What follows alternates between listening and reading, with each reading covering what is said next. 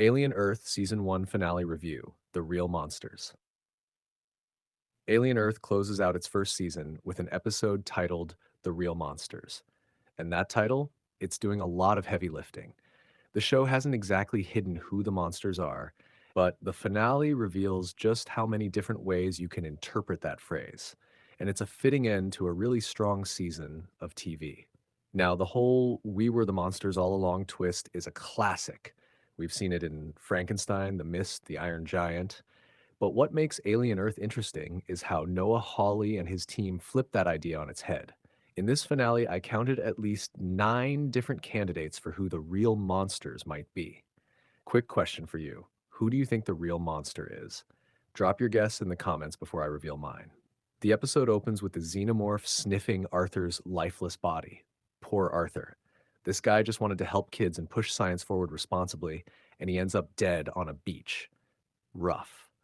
And no, Arthur's not one of the monsters, but the xenomorph? Absolutely a contender. Stalking through the jungle, blending into the trees, it's a chilling reminder of what it is: a predator. That haunted house vibe? Straight out of Ridley Scott's 1979 Alien. But then we shift to Dame Sylvia. Last episode, we saw the children's graves. This time, Sylvia lays flowers on them. On the surface, it looks tender, but really, it feels like she's performing guilt instead of owning it. Like blanks in a firing squad, graves let her tell herself she's not responsible. But she is, and that makes her its own kind of monster. What do you think? Does Sylvia deserve sympathy, or is she just as bad as the rest? And then there's Boy Cavalier. Honestly, this guy has been unbearable all season. Watching him sulk in defeat should be satisfying, but it's hollow. Even when he replays old footage of Wendy as a child, there's no real remorse. He's still scheming, still arrogant, still barefoot. And you know what? That alone makes him monstrous before we even talk about his god complex. By the finale, the other aliens are unleashed too, each one terrifying, but also just being what they are. They're not the real monsters.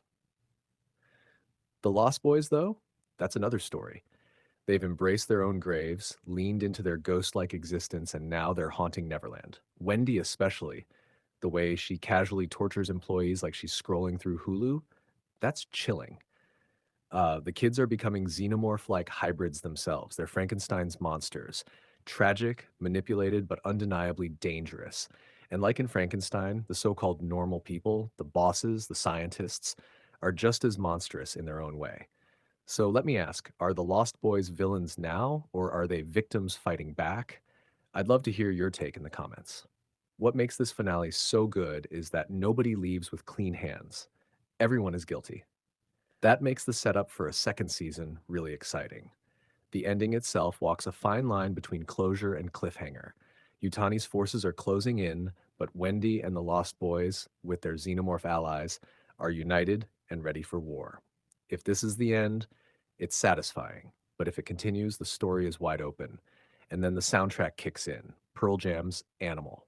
The lyrics perfectly capture Wendy's transformation, and the raw grunge energy slams the season shut on a chaotic high note. Even the goat on the album cover weirdly mirrors Alien Earth's eerie vibe. Coincidence? Maybe. Maybe. Maybe not. In the end, the finale doesn't pin the title on one villain. It spreads it across everyone: xenomorphs, kids, bosses, scientists. Nobody escapes blame. It's messy, unsettling, and exactly why this finale works. And still, poor Arthur. If you enjoyed this breakdown, don't forget to hit that like button to now subscribe to the channel and ring the bell so you don't miss my next review. And seriously, tell me in the comments, who do you think the real monster was?